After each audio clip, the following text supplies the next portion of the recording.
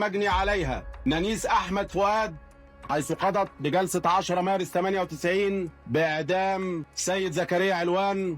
وقد وافق السيد رئيس الجمهورية على تنفيذ حكم الإعدام حسبما أشر به سيادته على الحكم. أشهد أن لا إله إلا الله أشهد أن لا إله إلا الله وحده لا شريك له وحده لا شريك له أشهد أن محمدا عبده ورسوله. أشهد أن محمد رسول الله.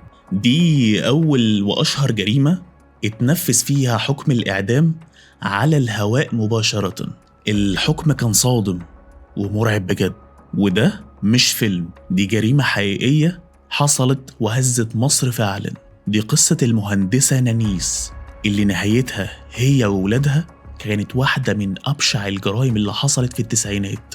النهاردة هقولك القصة بكل تفاصيلها، بس خليك معايا للآخر لأن النهاية فيها لحظة مستحيل هتنساها في حياتك. في الفيديو ده هتعرف إزاي بيت محترم في مدينة نصر اتحول لمذبحة من أشهر المذابح اللي حصلت في التاريخ.